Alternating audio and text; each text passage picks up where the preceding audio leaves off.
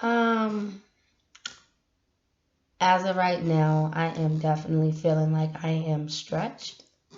And so I wanted to talk about certain things that definitely probably had me feeling like I was stretched. I felt stretched between my children and my family. I had to choose between my children or my family. Um, when I was living with them, I noticed that I had to really focus on making sure everybody was okay, and even my dad. I really loved the whole entire family, and I spent majority of my time making sure that they were okay. Um, when I was in the household, I remember there was a certain issue that came to play with me, and it involved me doing something for money. But my family received it, and it got me around. I made sure that my children were fed, their diapers was coming out of it. A lot of things was coming out of the situation when I had did what I did. When it happened, my mother, she began to tell her mom and my brother about certain issues. And I personally didn't know why she was doing that, because if she didn't like what I was doing, why did she take my money? That was the first thought that I was thinking, you know. And I guess she felt like, I don't know what was going on with it, but I started to realize my mom always told my personal business. And my grandmother, she was very mean to me, you know. And the words that she said to me when she said, if you have another baby, I'm going to disown you. She wouldn't give me any diapers for my child. Um, my mom made it seem like I was just having her tote my children around, but she didn't tell people that I was giving her money for watching them. Um, when my dad died, I was left with a child care issue. I was left in ways where it cost me because I was late to work. And even though they were family members, I took it serious. Um, Life forced me to make sure that I go get a babysitter. I never put my kids in daycare because I just didn't want to do that. I spent majority of my time making sure my kids were watched so that I can go to work and make sure that me and my girls had a life. After a while, I began to kind of split away, but I started to notice that my grandmother kept on coming to me. And there's reasons for everything. She was coming to me because my mom couldn't do the things that she was doing for her. So now she tried her best to try to come to me. And I couldn't be connected that much with her because she was way too hard on me to levels where I had to really make up my decision. Was it my children, or was it my mom or my grandma? Or was it my brothers? Or who is really important? At first, it was hard for me to really pick and choose who was important. Um, I'm being real. Because my mom meant my world. I felt like I was just in this huge control system to where I could not leave. I had to. My mom, it was like for me, I was so in guilt to where I felt in my duty to make sure I be there for my mother. I had to. I said everything that I put her through, I had to. But then as I got older and got a lot of healthy advices, they were all telling me no, I didn't have to do anything because God makes no mistakes and there's reasons for seasons. And so I personally was paying for my sins with my family, and I'm paying for it now to where I'm getting sick. I'm getting sick in levels where it's affecting my body. I tried my best to make sure I go forth in this business because it means a lot to me to really help people. Because I strongly believe that people need help. People need help. So I spent majority of my time working hard. I would talk at work, you know. I definitely talked at work a lot because I was really trying to figure out what was I gonna do by myself with two kids. Um, I was scared about finances when I quit my job. I was only working 2 days out of the week. And after my dad died, I personally didn't know what to do. Um, it was hard for me. It was definitely hard for me. But I began to try my best to fight against the guilt of the babies at a young age. It felt like I owed it up to them for having them so young and dealing with my grandma telling me she disowned me, being looked down on by my brother, them telling me my main focus needed to be on my mother, like my children did not exist. There were so many things that I didn't know what to do. I tried my best to fight. I was running out of options. I felt so stretched to where God put me in the middle of where I had to see what was more important to me. I was like a walking dead person.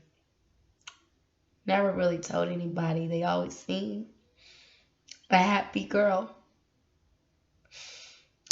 I was diagnosed with last year walking pneumonia. I never really told anybody. I walked to work with it, um, worked 2 jobs, and didn't let no one know. No one knew. And they just saw this joyful girl, but I was walking dead. Um, I was holding in a lot of things. I would go to church and fall out because I was scared. My grandmother, my mom, and my brother scared me. I lived my life in fear from all of them.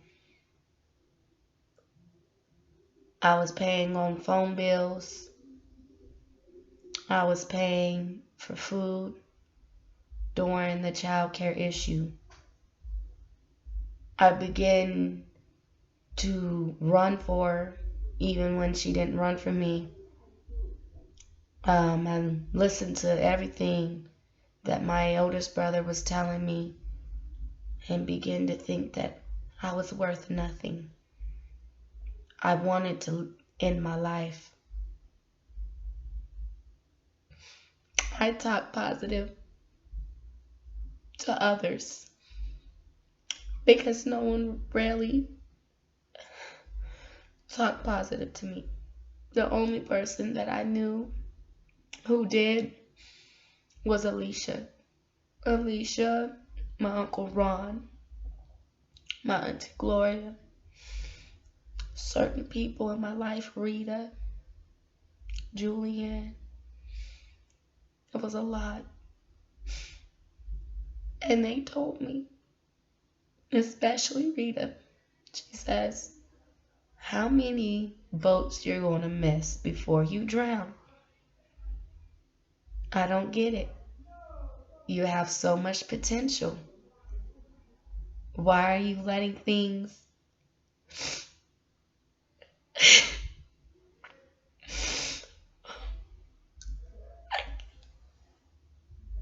this is so hard to talk about. It's hard to talk about the real stuff because everybody always sees me as a happy girl, but I'm not happy. I'm fighting against my life. I tried my best to make sure my kids have a better life. That's all I ever wanted. That's all I ever wanted. I wanted my babies to have a better life. And I wanted my family to support me the way I supported them. But instead, I found people who really loved me more than my family. It hurt me. As I continue this journey, it's going to hurt me.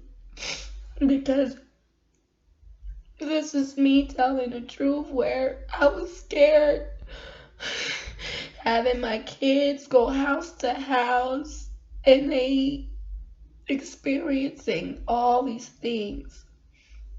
Watching my daughter go through what she went through. It was horrible. I couldn't even do anything. He left. My dad, he gone. And I tried my best to protect him. I tried to get him out. I tried. And I felt so in guilt. I felt so horrible trying to save my dad. I tried to save him. I tried to get him. I tried my best because I knew if he was gone, I didn't know what I was going to do. I didn't know what I was going to do. And everybody was telling me, you need to move on. You need to move on. You need to release. But they didn't realize he was my best friend. He kept me protected. And I felt like I was not protected anymore. So I was in my duty to talk to other people about life. It was in my duty to let everybody know that someone actually really does care. And I don't have to be in your life to care. I don't have to be in your situation to care about you. I was seeing my friends and they were drinking, smoking, and they were doing all these things. I was not into that stuff. It wasn't me. It was not me. It was not me at all. The drinking, the sex, that was not me. But I just saw all of this and I figured whatever, and that's what I was. I was just let it use me. Just use me. And I couldn't let people do that to me no more. I didn't want nobody to continue to use me like that. I didn't. They kept on using me. And I just let them. And they did it. They didn't care if I was crying. They didn't care. They didn't even knew that when I was telling them just take everything. The day I went on a strip and my friend, I wanted her to hang out with me. She told me no. I ended up hanging out with other friends. We go on a strip. We get all towed up. I thought that I didn't have anybody. I drink a whole lot before I got hurt, before I got in the crash. I drank a whole lot. I was in the bathroom throwing up for hours. I was by myself.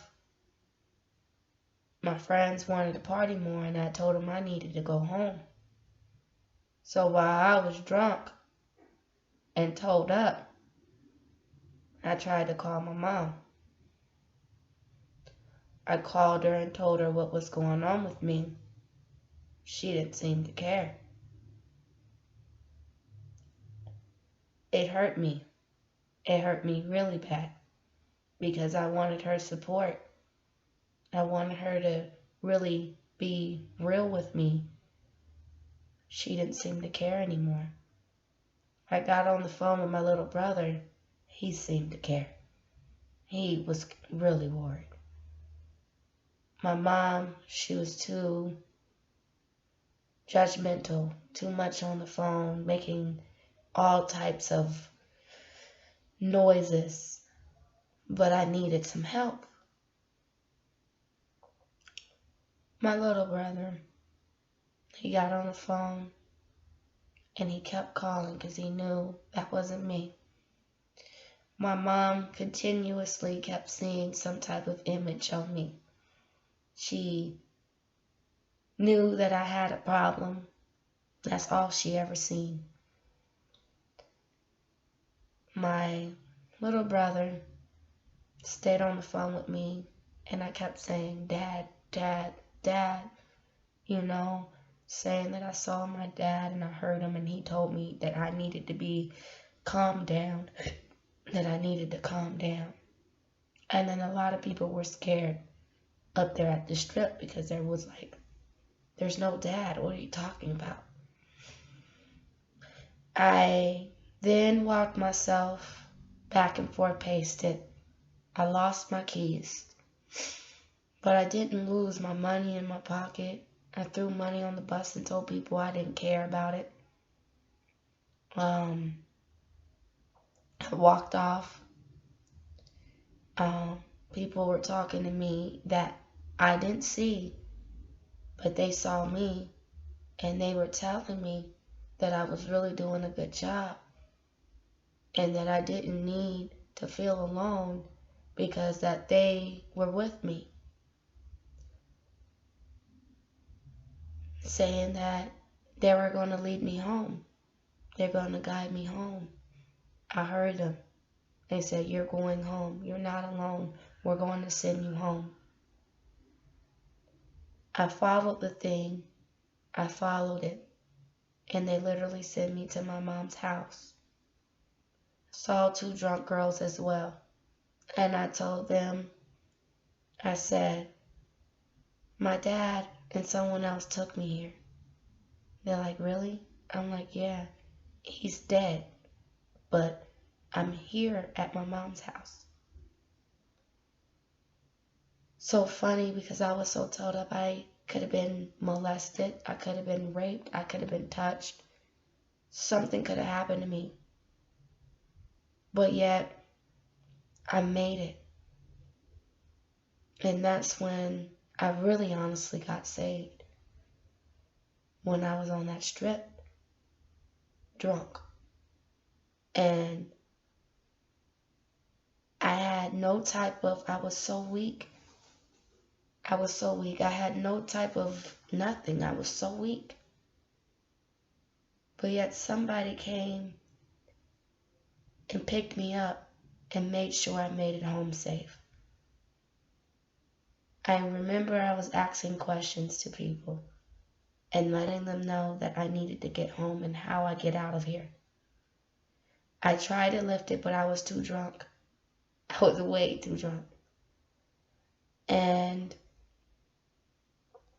when I got down in the car, well, I didn't get in the car, but when I went down on the bus,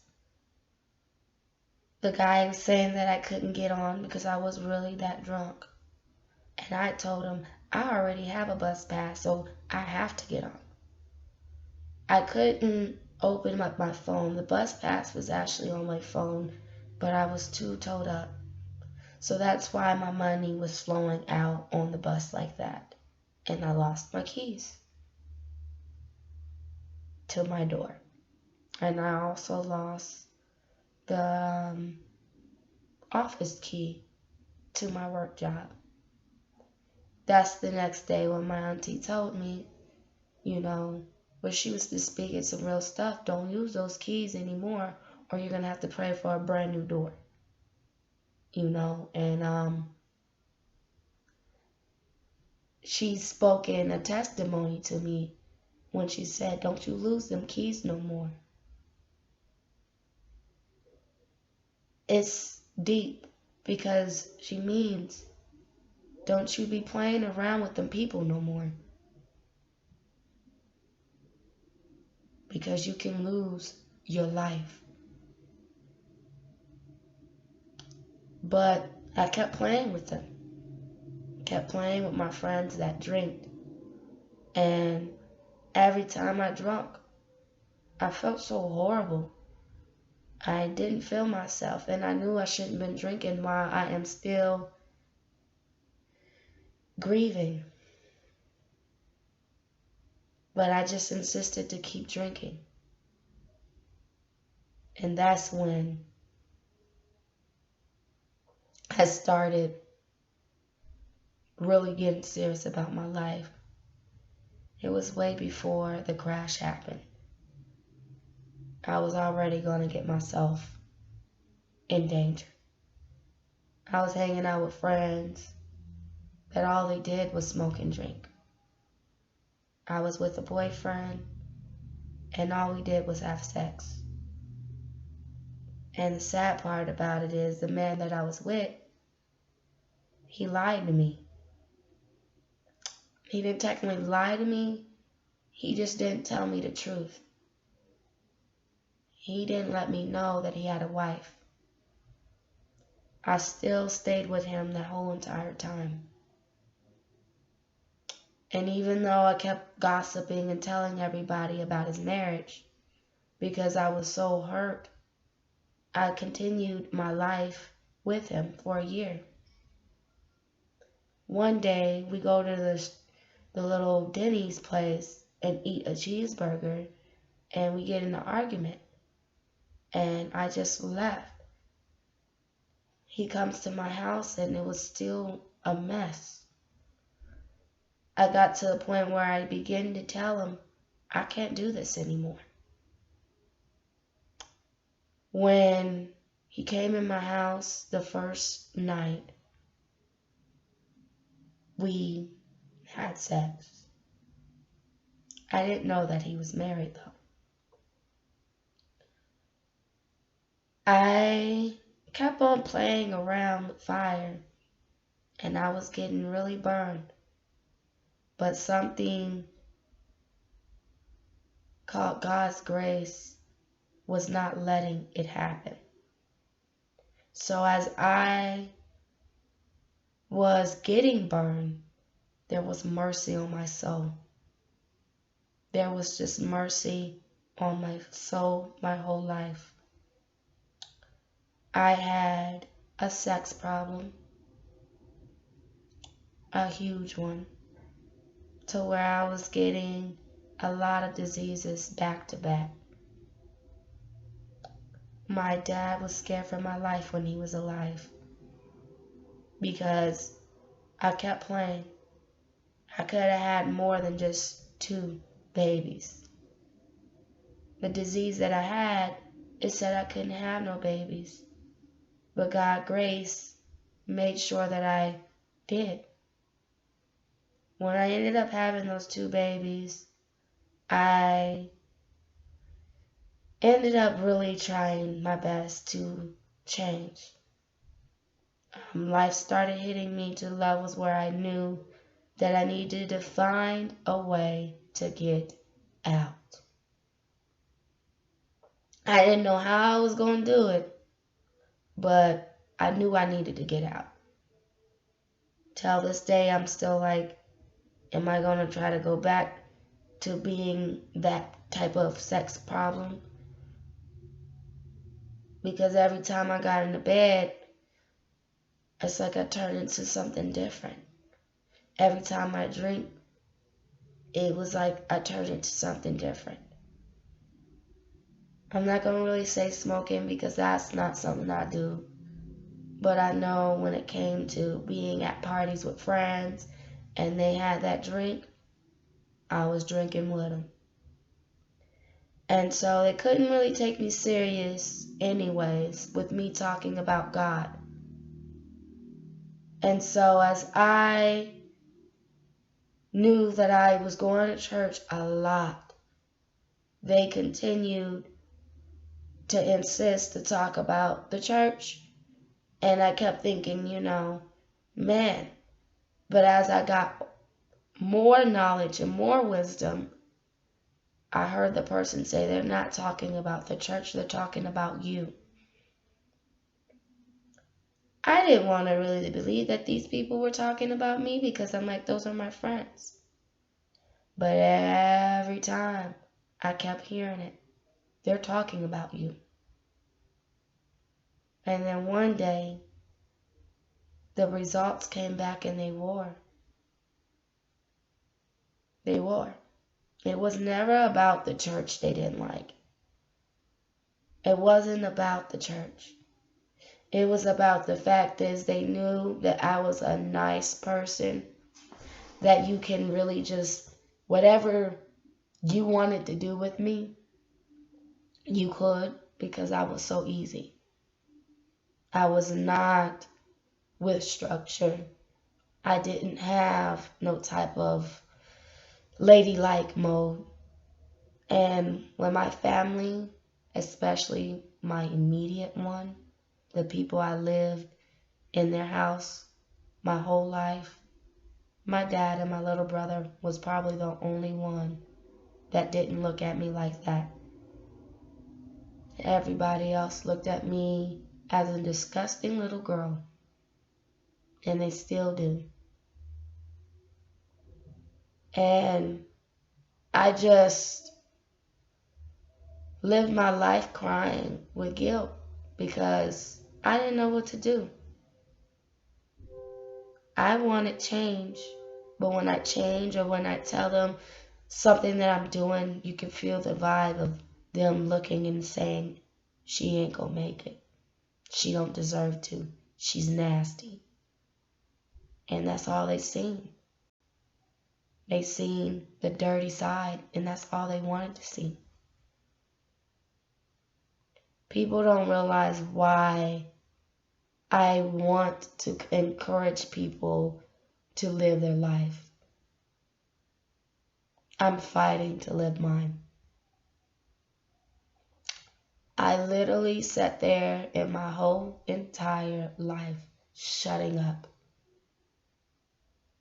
But then I kept saying, Daddy said, if there's something that you have to say, and if it's accurate, you say it. So I decided to post on my blog, Life. I didn't want to really post this stuff on my Facebook because I knew it was going to cause a rocket mess. And eventually, when it definitely the stories get deeper and people really does see this page, it will. But I don't even care anymore if it does. Because family's supposed to stick together. Family's supposed to talk to one another. Family's supposed to be loving one another no matter what their circumstances are. And I feel like when they were saying that they were proud of me, they really was not. They were still always looking at me just being dirty. And that's all I could be, is dirty to them. I lived my life trying my best to prove something that I don't deserve to do anymore. I lived my life fighting for people that I didn't deserve to even get beat up for. I lived my life trying my best to save my friends when they couldn't even save themselves. I lived my life running towards everybody else, making sure that they okay while I needed the support. But everybody in this circle was so unhealthy that I couldn't even breathe. My oxygen was off. This video is very perfect and really good for me because I always do talk to myself.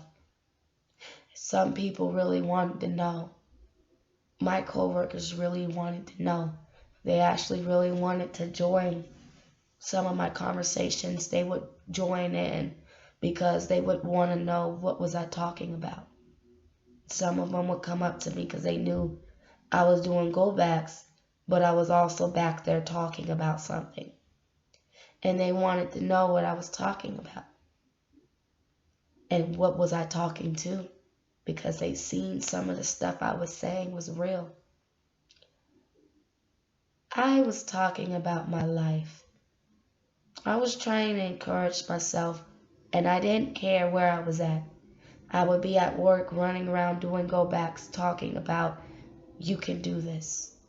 I would be at work running around here saying, okay, this is the plan. We're going to make sure we do this and that and this and that. I was running around doing go backs thinking about my kids. How we're going to make $1 out of a penny. How we're going to do this and how we're going to do this and how we're going to do that. What am I going to do? I was back there encouraging myself. When my dad died, the day of his funeral, I was at work. Kohl's meant a lot to me. That job was my job. It was not something where I came in and it was just a job for me and I go. Kohl's was home. I felt safe. So when I went through dangerous things, I ran to work. When I worked those 2 jobs, I worked. I was a workaholic. My babies were sitting at other people's houses while I was working and talking because I was scared for my life without my dad. Middle of the night, just in the middle of the night, going and working late nights and scared if someone might snatch me up.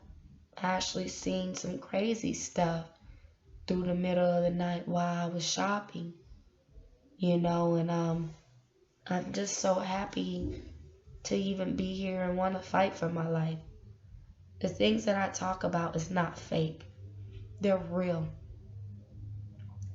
And I wanted to really talk to people in levels where I didn't have to feel sugar-coated. On my Facebook, there wasn't no dots or commas, but I had the story to tell. And I wanted to leave Facebook for the book.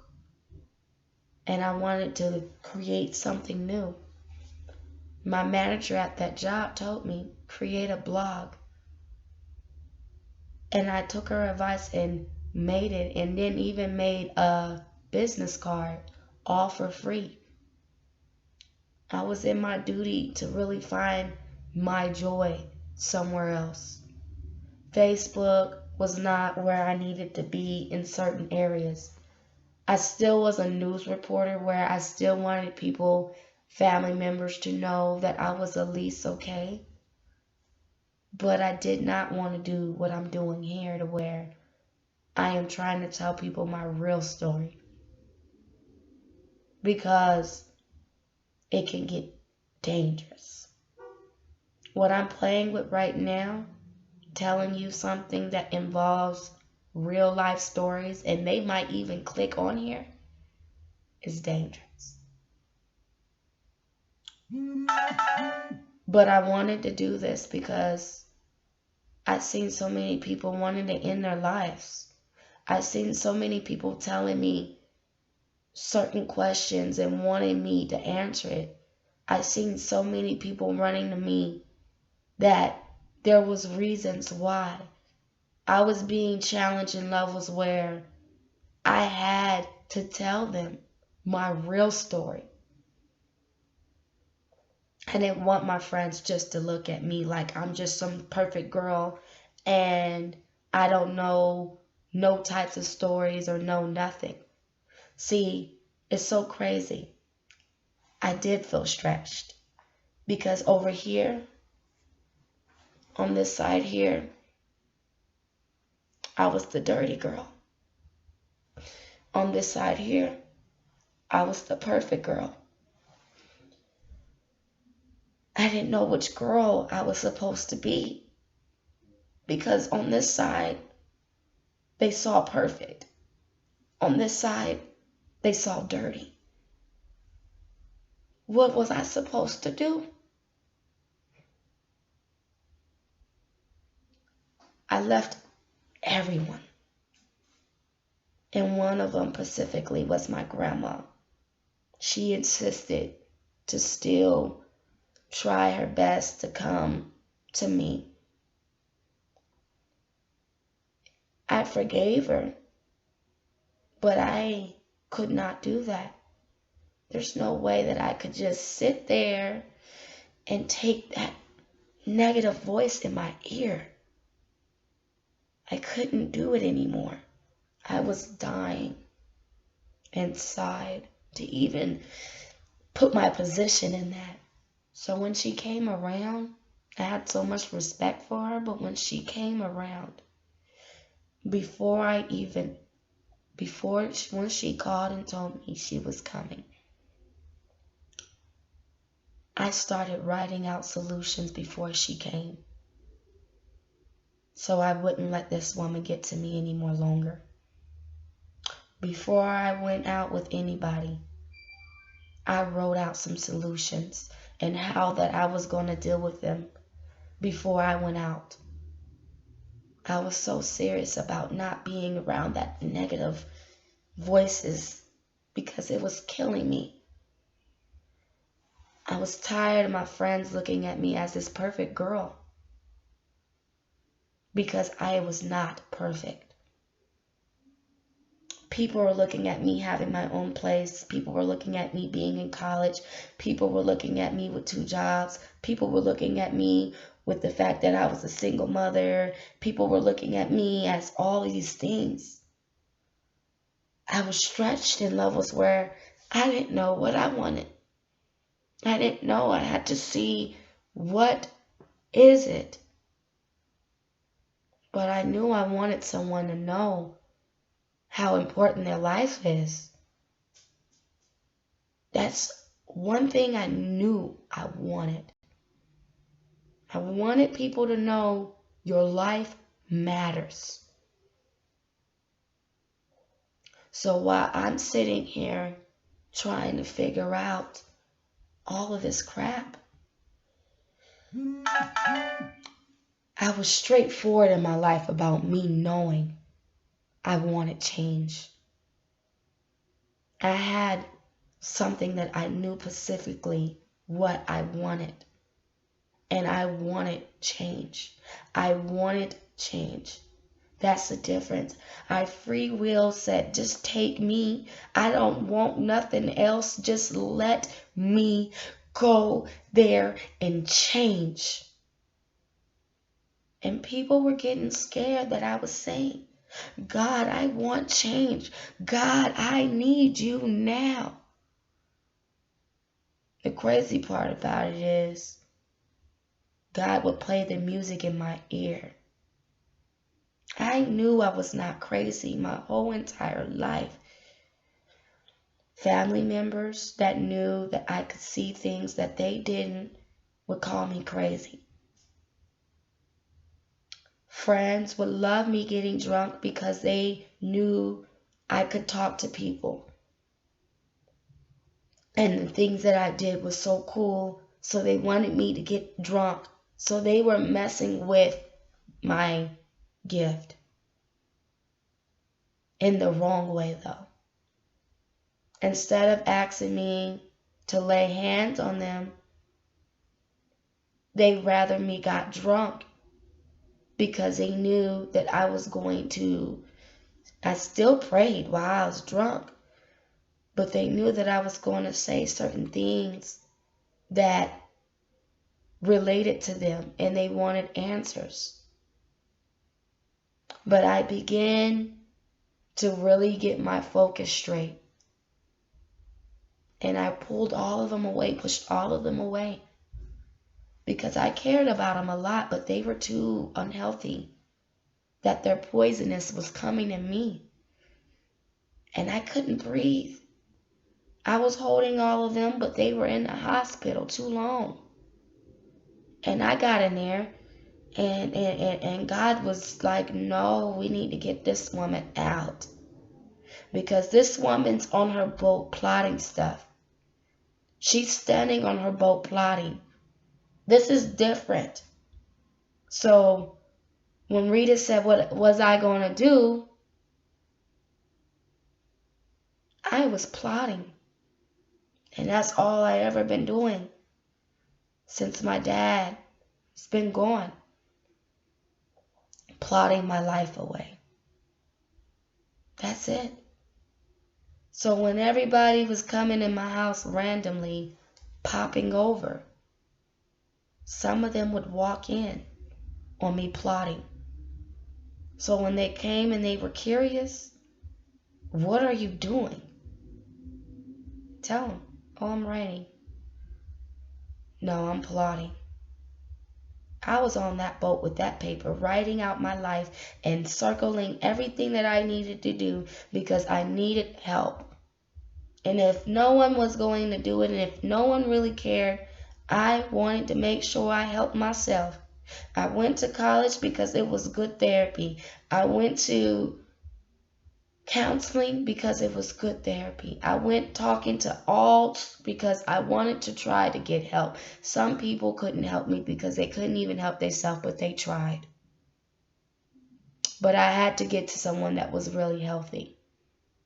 And it was too many unhealthy people that I was going to that couldn't help me in my situation. So as I was going to them, we were both unhealthy. We were both beating up each other. We were both just taking each other for granted. We were wasting each other's time. And that's the real story. And it's going to be more, but this specific one, I have to let out because it feels good to release this out to the world. I feel good now. Some people don't cry, but I had to because I was so tired of picking and choosing who to love. Because I don't think God pick and choose who to love. I didn't think that God had to choose between cornbread or collard greens. Because he was not double-minded. It's either he gonna eat this collard greens or he's gonna eat this chicken. Which one was he finna do? You know? And I ended up, was like, you know what? I'm about to eat this chicken. I am about to make sure that my children are safe. I am about to be taking care of my kids. And even when I started telling the person who told me I needed to do all these things, that I was doing that, they still looked at me like that. They thought I was really that dumb. But God made me wonderfully made, so I can feel the fakeness. I can feel them angry at the world with me because they didn't know who I was. I knew who I was.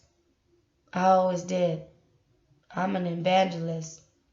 So a lot of people who've been hanging out with me, they didn't know. Because when they always came around and I would feel them, what's wrong with you? Oh, nothing. They were lying. I knew when they're lying. I know when they're genuine. I know when they're telling me the truth. I could have used my gifts to make real money off of it, but that's not what I wanted to do because I don't want to be called a psychic. And one of them plotted and found me and knew that I was a psychic. But I didn't want to say that. Yes, I started seeing things before it happened. But I didn't want to say that I was a psychic because that was not something that I wanted to be. I knew that psychics came to me randomly because they knew I was one. The lady told me randomly as I was walking, she comes to me and tell me that a lot of family members, two family members wanted me to fail. Another lady told me there was something wrong with my stomach. There was a lot of people during this travel were telling me things. The lady said that I needed to make my decision. She wanted me to spend about $800 for her to give me the information on what I needed to do. She was going to use crystals and all those things. And I said, oh no, I'm not spending no $800. Now at first, because I was grieving, I was about to. But I was like, no, don't do that. So the lady knew who I was before I even knew. And that's why she came up to me. And two, it was not just one. So I knew, why is all these people coming up to me? And it's so funny because when the psychic came up to me, I remember me telling, I was really literally saying that, you know what, hold on. I said, hold on. Kept on talking about, I'm going to get a psychic to find my dad because I wanted to find him. And that's when the psychic came to me. So I was very intelligent. I knew how to play around with certain things. And that's how I knew and discovered that I just had not of what people would say I was. I was an evangelist. I can really see through people. They never knew. So when they were in that room, I knew that some of them did not like me. I knew that some of them did. I knew some of them, but I felt them. So they didn't know who they were hanging out with. But I did. Because I felt their whole body. I knew when people were phony and funky. Because I had it in me. But I never wanted to reveal it because I knew it would probably scare people.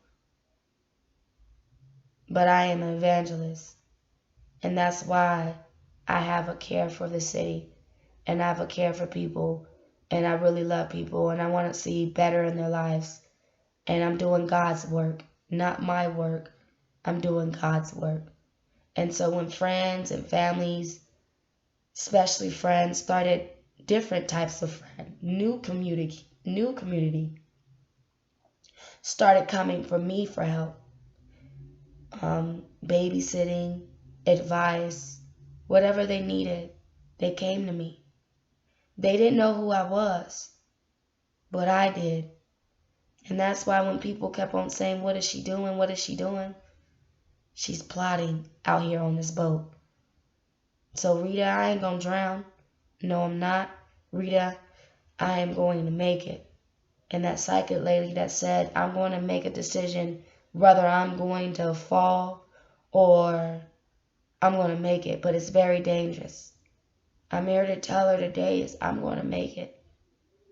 I see my future ahead of me right now. Young Souls Organization We Care Center. It's already here. And I don't care what nobody feel about me nor say. The light speaker Marquela will make it. Because you know what? I fell way too short in my life. My babies were taken from.